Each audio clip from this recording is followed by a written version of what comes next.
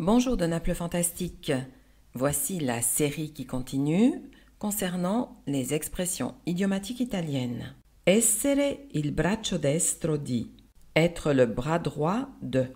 C'est être, comme en français, le collaborateur de confiance, même capable de remplacer un chef ou un supérieur. Essere il braccio destro di. Essere il braccio destro di.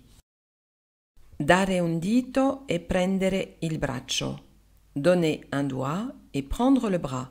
On se trouve dans cette situation lorsque l'on donne trop de confiance à quelqu'un. L'autre personne abuse de la liberté qu'on lui a donnée et en veut toujours plus. Dare un dito e prendere il braccio. Dare un dito e prendere il braccio. Essere senza cuore. Être sans cœur. C'est une personne insensible, méchante, froide, sans sentiment et sans compréhension. Essere senza cuore. Essere senza cuore. L'ospite è come il pesce dopo 3 giorni puzza. L'invité est comme le poisson, au bout de 3 jours, il pue.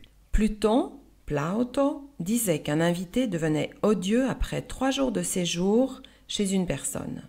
Dans un écrit du Moyen Âge, une poésie affirme que le poisson et l'invité perdent leur fraîcheur après 3 jours, sauf si le premier est assaisonné avec du sel et sauf si le deuxième est un excellent ami. L'ospite è come il pesce dopo 3 giorni puzza. L'ospite è come il pesce dopo 3 giorni puzza. Mettere il dito nella piaga, mettre le doigt dans la plaie, c'est affronter un sujet qui a été une cause de souffrance pour l'interlocuteur en lui faisant mal, tout comme lorsqu'on met le doigt dans une plaie. Mettere il dito nella piaga, mettere il dito nella piaga, avere un nome sulla punta della lingua.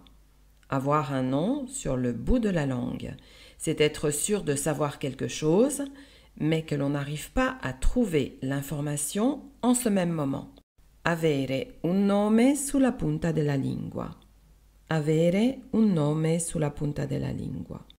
Avere la lingua biforcuta.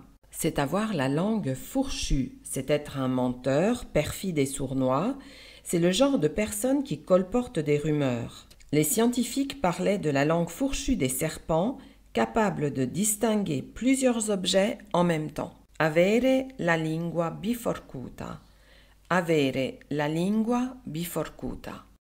La lingua batte dove il dente duole. La langue bat où la dent fait mal. On parle toujours de sujets qui nous ramènent à une pensée fixe qui nous inquiète.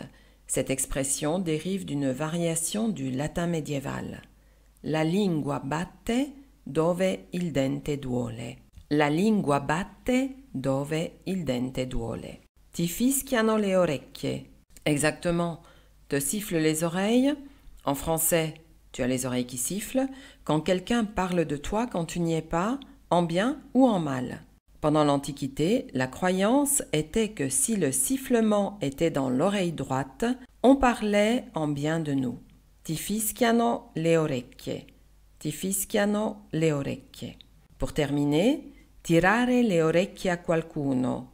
Tirer les oreilles à quelqu'un, cela peut avoir 2 sens. Disputer quelqu'un ou tirer l'oreille pour l'anniversaire en rappelant à la personne fêtée que le temps passe pour tous. Auparavant, on tirait le lobe de l'oreille car on pensait que la mémoire était située dans les pavillons des oreilles. Tirare le orecchie a qualcuno. Tirare le orecchie a qualcuno. Cette vidéo terminée, j'espère qu'elle vous a plu. Ajoutez si vous le désirez des commentaires. Je vous invite à vous inscrire à ma chaîne YouTube Naples Fantastique, sans oublier d'activer la petite cloche afin de recevoir toutes les notifications. Grazie mille, vi do appuntamento alla prossima volta.